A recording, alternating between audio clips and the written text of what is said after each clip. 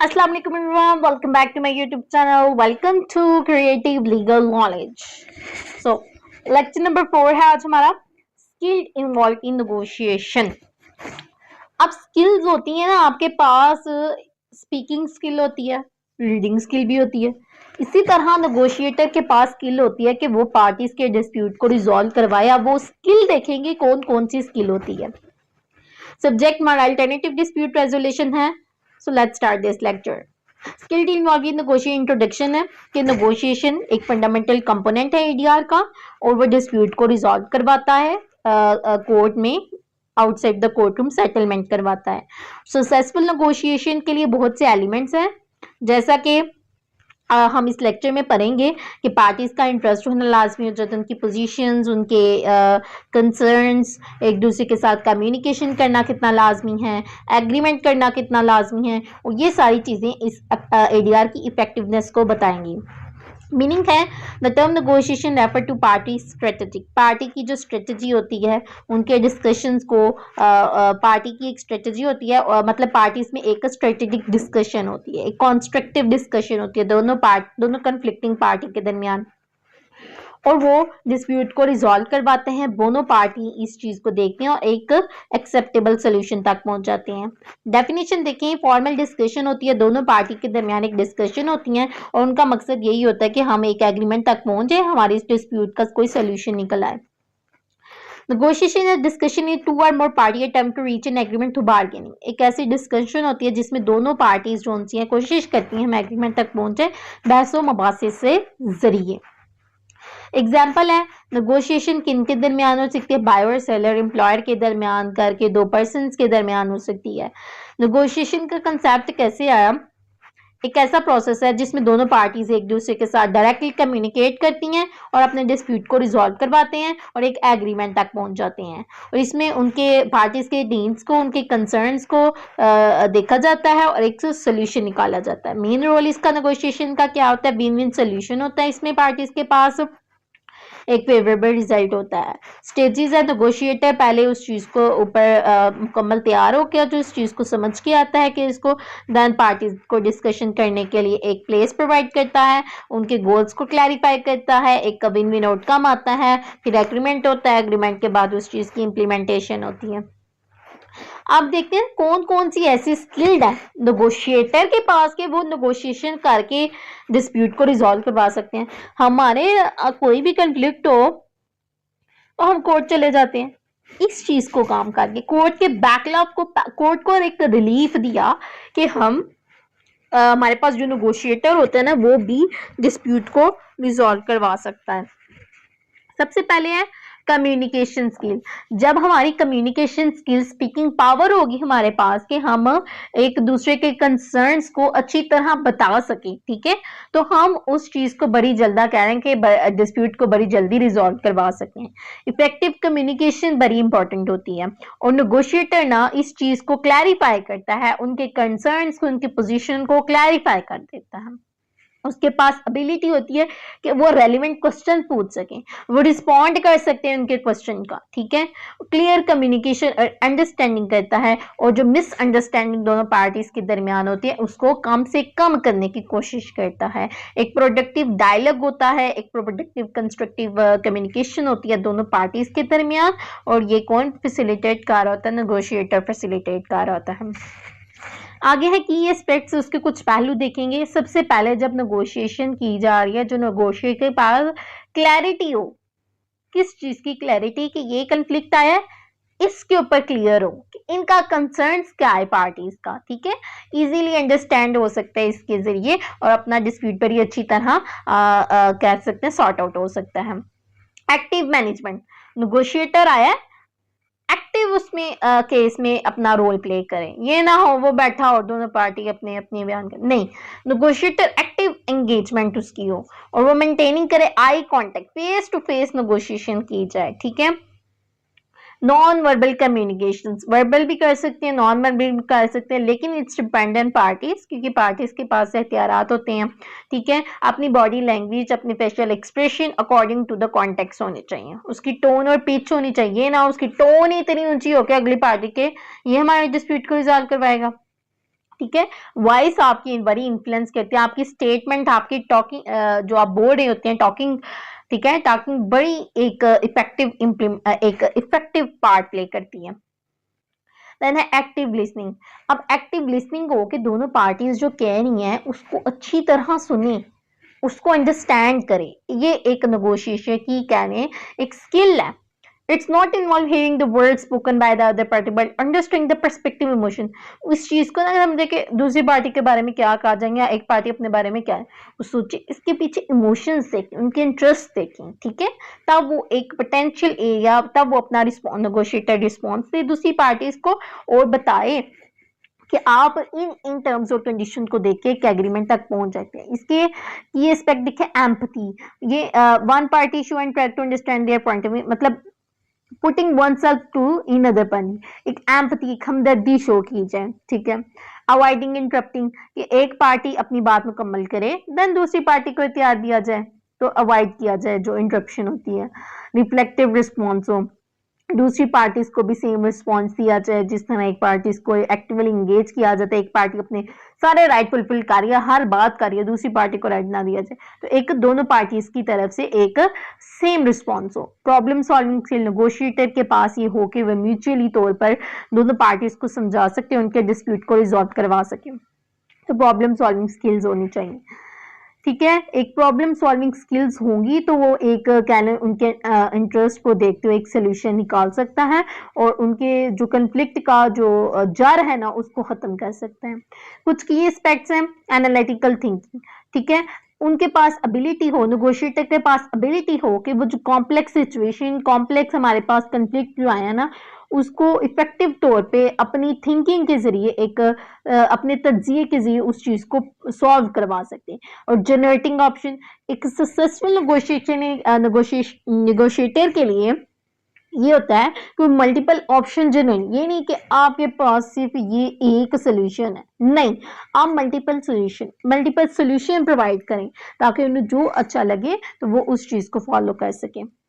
Evaluating alternative, मतलब इस चीज तक रसाई हो कि एडवांटेजेस एंड डिसएडवांटेजेस जो सोल्यूशन के हैं वो negotiator help negotiate choose the most suitable one, कि अगर कोई सोल्यूशन देता है मतलब दोनों पार्टीज किसी सोल्यूशन पर आती हैं तो उसको उसके एडवांटेजेस और डिसएडवांटेजेस से भी आगाह करें। इमोशनल इंटेलिजेंस, क्योंकि जब हम नेगोशिएशन करते हैं तो दोनों की फीलिंग्स को नेगोशिएटर जो उनसे उस पार्टी की फीलिंग को भी, ए पार्टी की फीलिंग को भी समझे, दूसरी पार्टी किसी की भी इमोशंस को कह सकते हैं डिस्ट्रेस ना करें, ठीक है, तो उन दोनों पार्टीज की इमोशंस को अंडरस्टैंड करें, उनको मैनेज करें, ठीक है, ये भी नेगोशिएटर की स्किल होती है। जब आप उनके इमोशन को अहमियत नहीं देंगे तो आप कैसे कह सकते हैं हम नेगोशिएशन को मतलब कंफ्लिक्ट को रिजॉल्व करवा सकते हैं। कुछ की एस्पेक्ट्स हैं वो देखें।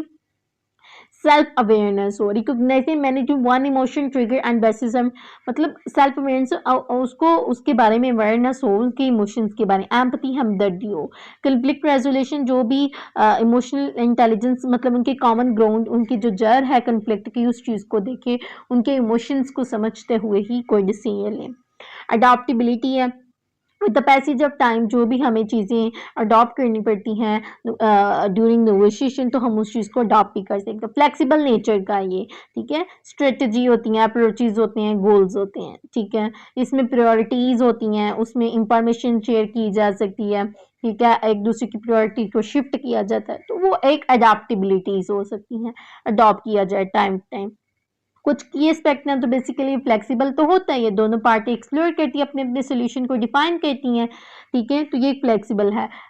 रेजिलेंस, मतलब कि resilient negotiator can bounce back from setback and challenging continue working toward resolution, कि नेगोशिएटर जो उनसे दोनों पार्टीज को कहते हैं कि आप अपने काम को जारी रखें, इस डिस्प्यूट को, इस कंफ्लिक्ट को रिजॉल्व करवाएं और उस काम को जारी रखें, तो ये एक कह लें नेगोशिएटर के पास स्किल होती है। एडजस्टिंग कम्युनिकेशन स्टाइल, कहते हैं कि आप अपनी कम्युनिकेशन स्टाइल को दोनों पार्टी, क्योंकि दोनों के इमोशंस, कल्चर और उनकी थॉट्स डिफरेंट हैं, तो आप ऐसा करें एक दूसरे के साथ कोऑपरेट करें, कम्पिटेटिव हो जाए, ठीक है, कोलैबोरेट करें, अपने स्टाइल को थोड़ा सा एडजस्ट करें दोनों पार्टी। एथिकल कंडक्ट, ठीक है, अखलाकियात से गिरी हुई बात ना की जाए कि पार्टी एक दूसरे के साथ ही ज़्यादा क्या लें कि कन्फ्लिक्ट पैदा हो जाए, ठीक है। आप अपना ट्रस्ट रखें, ठीक है, ऑनेस्टी के साथ बात करें, कॉन्फिडेंस हो, और जो आप धोखाधड़ी की बातें हैं उनसे आप दूर रहें, आप एथिकल स्टैंडर्ड को मेंटेन करें। ये एस्पेक्ट है, ट्रांसपेरेंसी होनी चाहिए, आपने जो भी बात की वो बिल्कुल एक्यूरेट हो, ये ना हो आप गलत बात करें। आपके पास कॉन्फिडेंस होना चाहिए, कॉन्फिडेंस नेचर होनी चाहिए, जो भी आप सेंसिटिव इंफॉर्मेशन दूसरी पार्टी से शेयर कर रहे हैं तो आपके पास कॉन्फिडेंस हो कि ये बात बाहर नहीं जाएगी, ठीक है। नेक्स्ट, ऑनेस्टी होनी चाहिए, आप जो भी कम्युनिकेशन करें उसके अंदर ईमानदारी होनी चाहिए।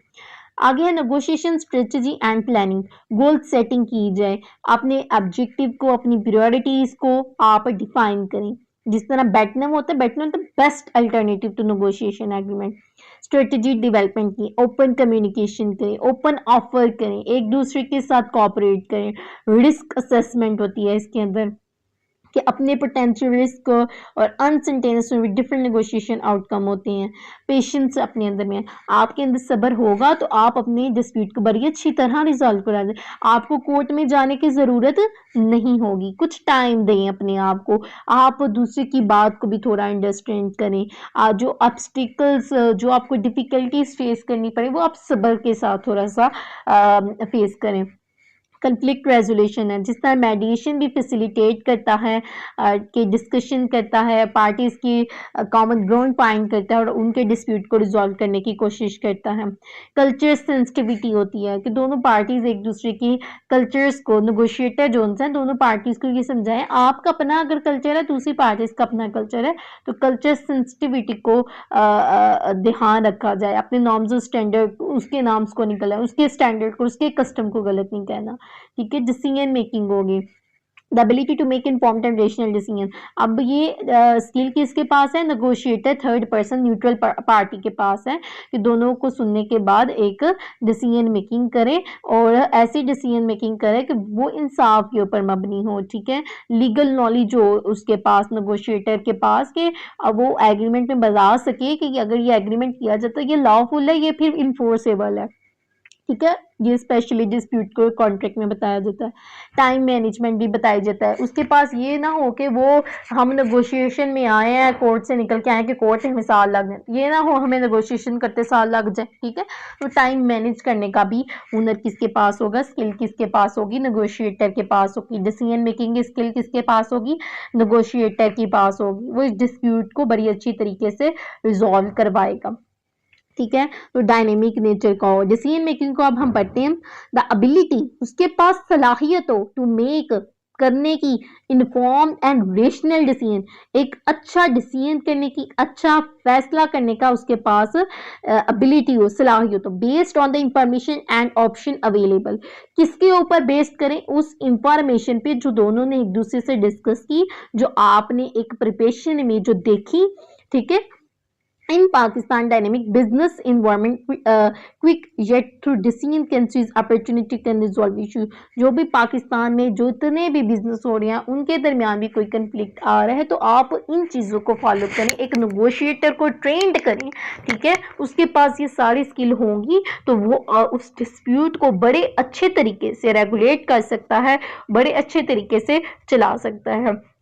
तो ये नेगोशिएशन की हमने जितनी भी पढ़ी ये सारी स्किल्स थी, चाहे वो इसको लेके हमें इसका ऑनवर्ड एक दफ़ा देखेंगे कौन कौन सी स्किल हमने डिस्कस की वो देखेंगे। कम्युनिकेशन स्किल देखी हमने, ठीक है। फिर एक्टिव लिसनिंग, सुनने की सलाहियत नेगोशिएशन की अच्छी होनी चाहिए। प्रॉब्लम सॉल्विंग स्किल, डिस्प्यूट को रिजॉल्व करवाने की अच्छी होनी चाहिए, ठीक है। फिर हमने आगे पढ़ा इमोशनल इंटेलिजेंस, एक दूसरे के इमोशंस का ख्याल रखे नेगोशिएटर, उसको लिमिट ना क्रॉस करने दिया। अडाप्टेबिलिटी पढ़ी हमें, flexibility, ethical conduct, negotiation, patience and persistence, conflict resolution, culture sensitivity, decision making, legal knowledge, time management, कैसे, ये सारी स्किल डिसीजन मेकिंग किसके पास आ रही है?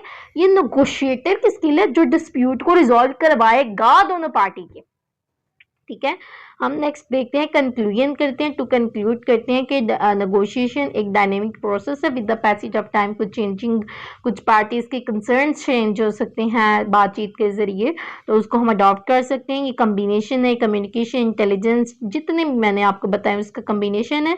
और सक्सेसफुल नेगोशिएशन वही होती है कि पार्टी एक दूसरे के कंसर्न्स को समझे और फिर एक एग्रीमेंट तक पहुंचे, और वो एग्रीमेंट उनके रिलेशनशिप को उसी तरह प्रिजर्व रखे जैसे कि कन्फ्लिक्ट होने से पहले रखे थे। So the lecture is and. अगर आपको ये वीडियो अच्छी लगे तो आप लाइक एंड सब्सक्राइब करें। Okay students, Allah Hafiz, thanks for watching.